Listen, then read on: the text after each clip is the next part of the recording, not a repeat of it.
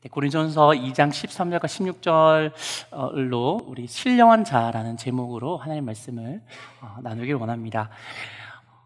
고린도전서 말씀을 우리가 접할 때 고린도 교회에서 하나님의 많은 그런 영적인 은사와 그리고 그 은사를 뽐내고 때로는 이제 질서가 없을 만큼 이렇게 많은 영적인 일들이 일어났었습니다. 그것에 대해서 사도 바울이 하나님의 이제 뜻 가운데 아름답고 질서 있게 또 서로를 세우는데 그런 영적인 일들이 쓰임 받을 수 있도록 이제 많은 말씀을 하셨는데요. 오늘은 그 전에 사도 바울이 우리가 신령한 자가 되어야 되는데 우리가 어떻게 하면 신령한 자고 이 신령한 자가 받는 유익이 무엇이냐라는 말씀을 오늘 본문에 하고 있으십니다. 우리 인간은 이제 어떤 모습으로 이제 어떤 이제 분류를 할 수 있는지 여러분 많이 들어봤을 거라고 생각합니다. 전통적으로는 이제 영혼과 육체 이렇게 많이 얘기하고요. 또 어떤 분들은 영, 혼, 육 이렇게 각각 떨어지게 설명을 해서 이제 인간을 설명하는 분들도 있습니다. 이게 약간 신학적인 표현으로는 3분설과 2분설인데요. 2분설은 육체와 영혼, 그리고 3분설은 영, 혼, 육 이렇게 얘기하시는 분이 있으십니다. 어떤 게 맞는 것 같습니까? 네, 정답은 잘 모르죠. 잘 모르지만 우리 이제 장로교에서는 전통적으로 2분설, 그러니까 육체와 영혼이 이렇게 나눠져 있다라고 말하고 있습니다. 하지만 이 2분설과 3분설은 아직까지도 많이 논쟁이 되고 아직 해결되지 않는 그런 부분입니다. 우리가 이런 얘기를 제가 왜 드리냐고 하면 우리 중세 시대 때는 이제 어둠의 시대였다고 하지만 기독교, 네, 어떻게 보면 가톨릭이죠. 그 교황이 전 유럽을 다스렸기 때문에 그 기독교 세계에서는 절대로 이제 이 영혼과 육체가 있다는 것이 부인될 수 없었지만 최근에는 이제 영혼의 존재, 영적인 것에 대해서 한편으로는 엄청나게 무시하지만 한편으로는 관심을 가지는 그런 분위기가 있습니다. 근데 특별히 우리가 조금만 올라가면 이제 북한이 있죠. 공산주의가 이제 대표적으로 말했던 유물적인 사관으로 사람을 보면 그 유물론이라는 것이 간단하게 말하면 보이는 것만 사실이다라는 것이죠. 보이는 것. 물론 영혼도 있다고도 말할 수 있지만 유물론에서, 하지만 육체가 없어지면 영혼도 없어진다. 네. 그러니까 물질 세계가 훨씬 더 중요하고 물질 세계에서 그런 영적인 기운적인 것도 다 나온 거기 때문에 물질인 육체가 없어지면 다 없어지니까 육체를 보이는 것들을 가장 중시하는 그런 사고가 많이 퍼졌습니다. 퍼졌고 그게 부지불식간에 우리 가운데 있습니다. 여러분, 우리가 최근에 차를 사시는 분이 있으십니까? 차를 사신 분이 있고 그 차가 예전 차보다 더 좋다고 생각할 때 우리가 그 차를 보면서 와, 차 너무 좋으시네요 라고 얘기하면 이제 우리가 생각을 가진 건 아닙니다라고 얘기하지만 우리 마음속에는 이제 기쁜 마음이 있죠. 그런데 그런 것들은 정상적인 것이지만 어떤 사람은 그 차 때문에 이 차가 너무나 이제 중요하고 또 나의 그런 존재를 이제 대변하는 것이기 때문에 이것 때문에 이제 어떤 사람들은 자기 자식도 잘 태우지 않고, 왜냐하면 더러워지기 때문에 또 그렇게 극단적인 상황에 우리가 처할 수 있습니다. 그런 것이 바로 유물론적인 그런 사고 중에 하나일 것입니다. 성경은 우리에게 어떻게 얘기할까요?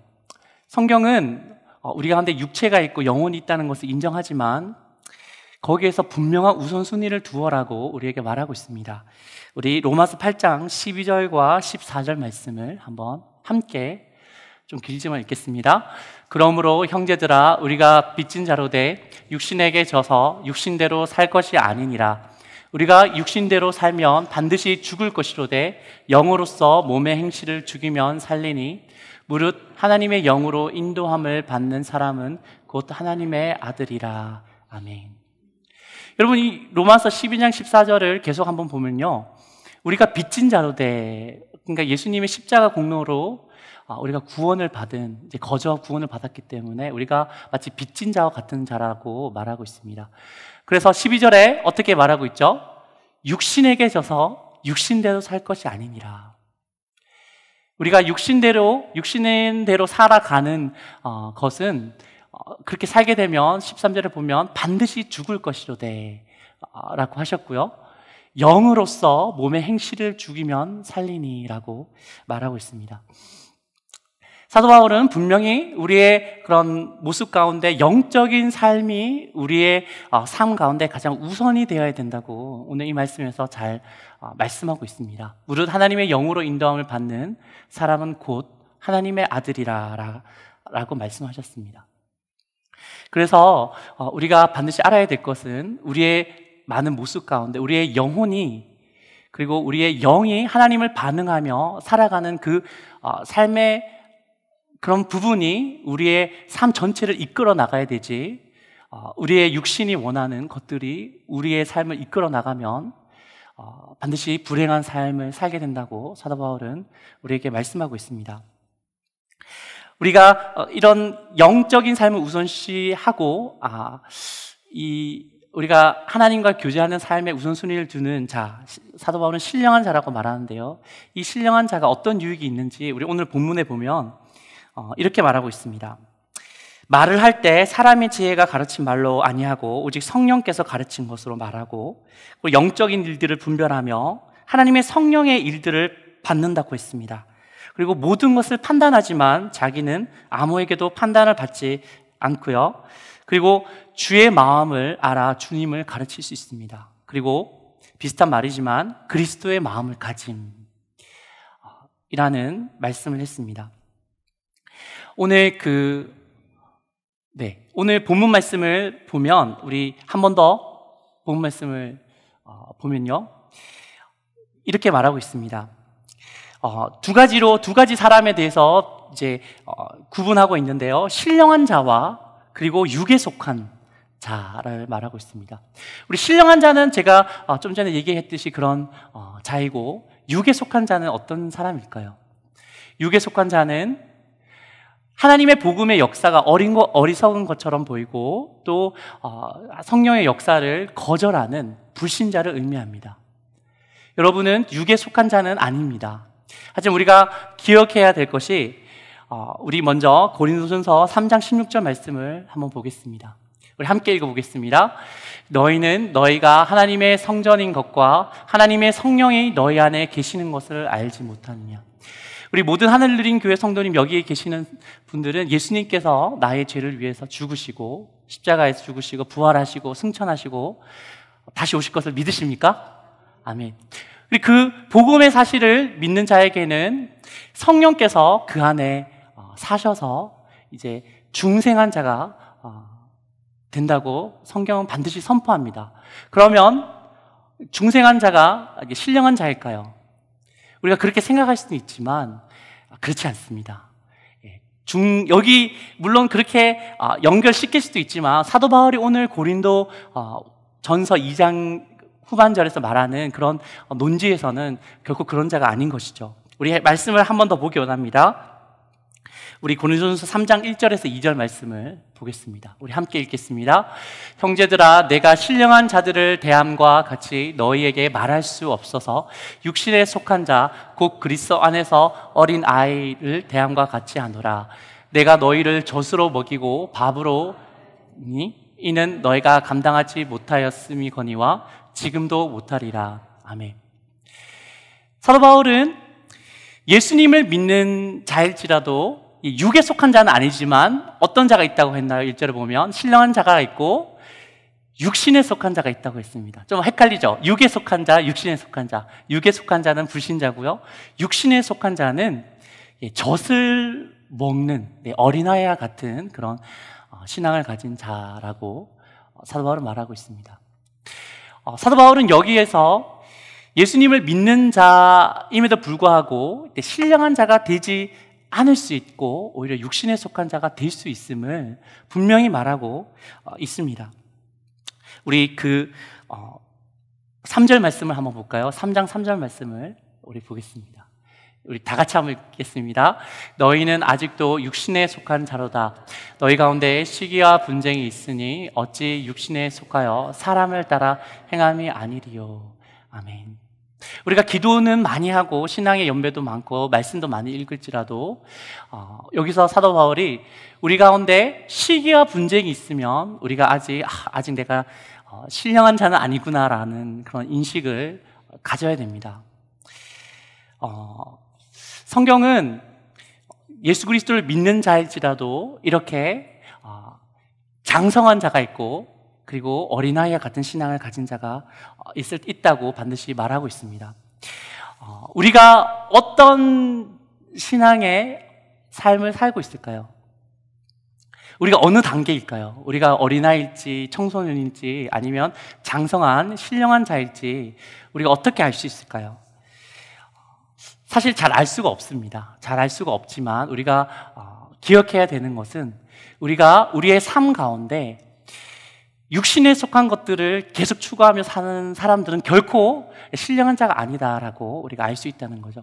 내가 직장에서 이제 승진을 해야 되는데 상사한테 잘 보여야 되기 때문에 하나님을 잠시 미뤄두고 그 회식 자리에 가서 이제 열심히 회식을 봉사하고 또 주일과 상관없이 이제 주님의 예배는 제쳐두고 이것을 추구해서 이제 승진을 가장 첫 우선순위로 삼는 사람이 있을 수 있고요. 또 우리 학생 같은 경우도 어떤 유명한 대학, 스카이 대학이나 내가 원하는 과에 가기 위해서 이제 하나님은 잠시 미뤄두고 거기에만 올인하는 온통 마음이 거기에 쏟긴 사람은 결코 신령한 자가 아님을 우리가 사도 바울의 말씀을 통해서 알 수 있습니다. 우리의 가장 우선돼야 하는 그 삶의 우선순위는 하나님과 우리의 관계가 되어야 될 줄 믿습니다. 하나님께서 우리가 하나님을 가장 삶의 우선순위로 두고 그분을 알아감에 우리의 가장 최고의 가치를 여기고 또 고군분투하는 에너지를 거기에 먼저 쏟는다면 하나님께서 그 외의 것들은 너희는 먼저 그의 나라와 그의 의를 구하라. 그리하면 이 모든 것을 너에게 더하시리라는 말씀처럼 우리에게 놀라운 방법으로 그 외의 것들은 은혜로 주실 줄 믿습니다. 그런데 우리가 신령한 자가 되기 위해서 사도 바울이 이제 말씀했는 것처럼요, 어떻게 하면 구체적으로 삶 속에서 신령한 자가 될 수 있는지 우리 한번 살펴보기 원합니다. 우리 성도님들 신령한 자가 다 되시고 싶죠? 네. 이 신령한 자에 대해서 우리 구체적으로 삶을 알아보기 전에 우리가 좀 더 이 신령한 자에 대한 그 뜻에 대해서 오해가 혹시 있으실까봐 이제 잠깐만 언급을 하기 원합니다. 우리 신령한 자라고 이렇게 얘기를 하면 이 느낌이 어떠십니까? 제가 이런 질문하는 이유는 아마도 별로 신령한 자에 대해서 느낌이 안 좋으실 것 같아요. 네. 그 이유가 많이 있지만, 우리나라 민족들은 종교성이 많기 때문에 그 종교성이 많은 가운데 많은 사이비 종교들이 생겼습니다. 그 사이비 종교들이 생기고 사람들을 미혹하고 그리고 재산들을 막 다 갖다 바치라고 하고 가정에서 살지 말고 이렇게 우리와 공동체에 살아야지 구원받는다 이런 식으로 사람들을 많이 미혹했던 그런 역사가 있기 때문에 그 교주들이 항상 자기의 정당성을 주장했던 그런 게 어떤 거였죠? 나는 신령한 자다. 너희는 신령하지 못한 자다. 자기의 신령함을 무기로 해서 사람들을 미혹했기 때문에 우리는 이 신령한 자에 대해서 이제 좀 반감이 있습니다. 하지만 이 신령한 자라는 말은 성경에 있는 말이죠. 성경에 있는 말이고 사도 바울이 너희는 신령한 자가 되어야 된다. 육신에 속한 자가 아니다라고 말씀을 하고 있기 때문에 우리는 거기에 대한 소망과 목적을 삼아야 됩니다. 사도 바울은 이 신령한 자에 대한 단어를 푸뉴마티코스라는 헬라어로 기록했습니다. 이 푸뉴마는요, 성령을 주로 의미하고 사람의 영이라는 뜻도 있지만, 그리고 티코스는 뭐뭐에 관한, 뭐뭐의 인이라는 그런 전미사입니다. 어떤 단어에 티코스가 붙으면요, 이제 그 단어의 뜻이 약간 비슷하게 변동이 되거나 더 활성화가 되는데요.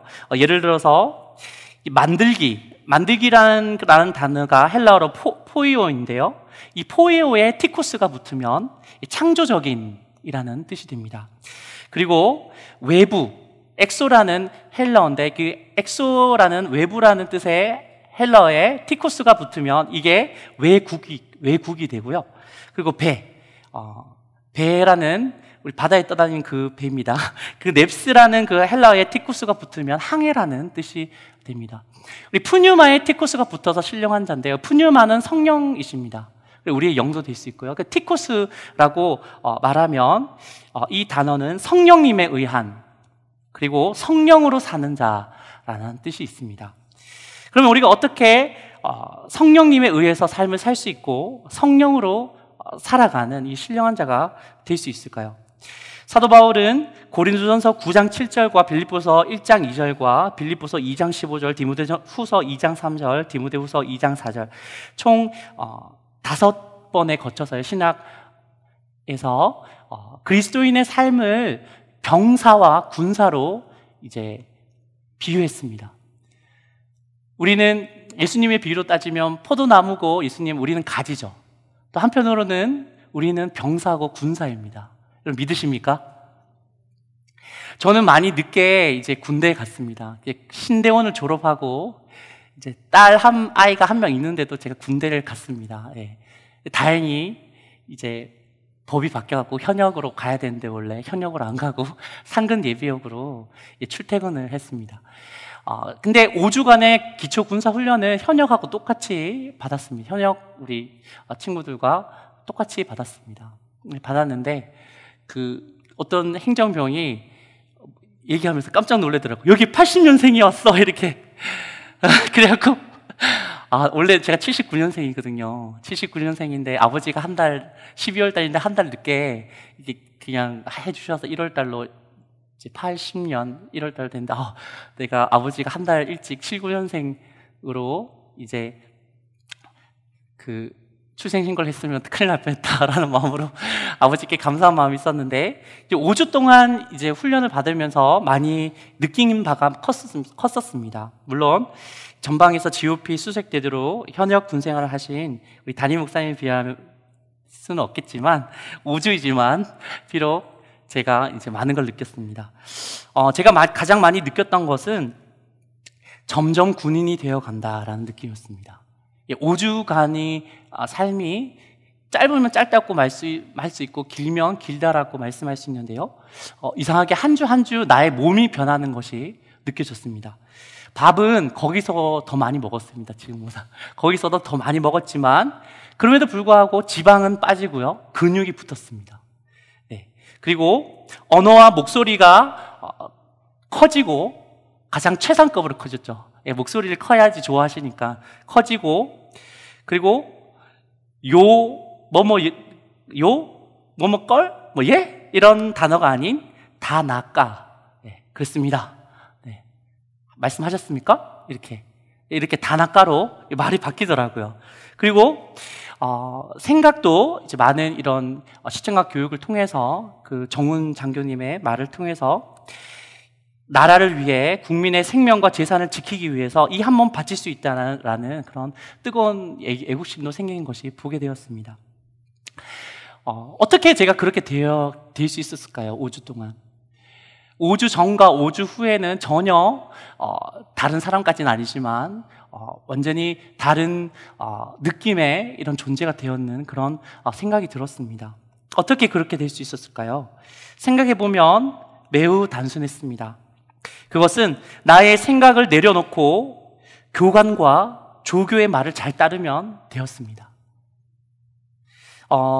네, 그것이 끝이었습니다. 때로는 저의 생각이 막 올라올 때가 있었습니다. 훈련소 생활을 하면서 어떤 생각이 들었냐면 이건 불합리하고 무식하다, 이런 생각이 들었습니다. 네, 불합리하고 무식하다. 하지만 그런 생각이 있더라도 내가 조교와 소대장님의 말씀을 충실하게 따를 때 몸도 근육질이 되었고 언어가 바뀌었고 생각도 변했습니다. 우리가 신령한 자가 되는 것도 이와 같습니다. 우리가 세상에서 많은 경험을 하고 많은 생각을 교육을 받았기 때문에 세상 교육이죠. 받았기 때문에 우리 가운데 많은 세상이 주었던 우리가 부지불식간에 믿고 있던 그런 것들이 많이 있는데요. 그런 것들을 내려놓고 마치 조교와 소대장님의 말을 따랐던 것처럼 우리가 하나님의 말씀과 성령님을 따를 때 우리가 자연스럽게 신령한 자가 될 줄 믿습니다. 저는 그 삶의 가장 기본이 되는 말씀이 잠언 3장 5절에서 7절 말씀이라고 생각하는데요. 우리 마지막으로 잠언 3장 5절에서 7절 말씀을 우리 함께 읽겠습니다. 너는 마음을 다하여 여호와를 신뢰하고 내 명철을 의지하지 말라. 너는 범사의 그를 인정하라. 그리하면 내 길을 지도하시리라. 스스로 지혜롭게 여기지 말지어다. 여호와를 경외하며 악을 떠날지어다. 아멘. 여기 있는 말씀은 우리가 이제 그냥 신앙생활하고 그냥 우리의 상식대로 편하게 생각하면 나는 하나님의 자녀가 됐으니까 하나님께서 다 인도하시겠지, 하나님께서 다 좋게 해주시겠지라고 우리가 생각할 수 있지만 이것도 하나님의 말씀이 아니라 세상이 우리에게 준 생각 혹은 그냥 우리의 육신적인 생각이라는 것이죠. 우리 말씀을 계속 띄워주시면요. 잠언 5장에서 7절과 8절 말씀은 우리의 마음을 다해서 하나님을 신뢰하고 우리의 명철을 의지하지 말아야 될 것을 하나님께서 우리에게 먼저 요구하십니다. 그리고 하나님께서 우리 아버지 되시고 우리의 공급자 되시고 우리의 인도자가 되심을 우리가 인정해야지 된다고 사도 바울은 죄송합니다. 네, 이 잠언의 저자는 말하고 있습니다. 여러분, 마치 이런 것이 어떤 것일까요? 군대에 갈 때 머리가 기르고 막 파마한 사람도 있을 수 있잖아요. 그런 사람이 군대 갈 때 어떻게 하죠? 다 머리를 짧게 자릅니다. 근데 기준보다 더 길게 자르면 그 군대에서 이발 속이기 때문에 거기 이발을 전공한 사람은 아니지만 그냥 바리깡으로 밀어버립니다. 왜 그렇게 할까요? 네가 군대 오기 전에, 훈련소 오기 전에 너가 가졌던 그런 스타일이나 생각들을 이 군대에서 주장하면 안 된다. 너의 생각을 내려놓고 우리의 말을 잘 따르라 라는 의미가 있는 것이라고 생각합니다. 물론 그런 이제 깨끗하게 머리에 신경 안 쓰고 머리를 깨끗하기 위해서 그런 의미도 있겠지만 그런 정신적인 의미에는 그런 의미가 있습니다. 마찬가지로 우리가 하나님의 자녀가 되어서 우리가 이 땅을 살 때에 그 전에 우리가 가지고 있던 그 모든 것들을 내려놓으시기를 주님의 이름으로 축원드립니다. 내려놓고 주님이 오직 우리의 인도자시요 우리의 공급자시요 우리를 인도하시는 분이라고 우리가 인정할 때 하나님께서 비로소 우리의 삶을 분명하게 지도하시고 이끄시며 우리가 하나님의 그 말씀과 성령님의 인도하심을 따를 때 우리도 모르게 우리도 신령한 자, 성령에 의한 삶, 또 성령으로 살아가는 그런 신령한 자가 될 수 있음을 오늘 사도 바울은 말할 수 있습니다. 나의 생각을 내려놓고 주님의 말씀을 읽고 주님의 생각을 그 말씀을 읽음으로 채우고 나의 원하는 바를 내려놓고 주님의 원하는 바가 나의 삶 가운데 이루어지길 위해 기도하고 나의 결정보다 주님의 결정을 할 수 있게 주님께 묻는 그런 삶을 사시기를 다시 한번 축원드립니다. 그런 삶을 통해서 주님께서는 우리에게 우리가 생각하는 것보다 훨씬 더 놀라운 그런 은혜와 평안으로 우리와 함께 하실 것입니다. 우리는 신령한 자가 되어서 믿음이 연약한 자를 비로소 세워주는 그런 자가 될 수 있음을 믿습니다. 우리 그런 신령한 자가 되시기를 간절히 우리 소원하며 이 시간 한번 기도드리겠습니다.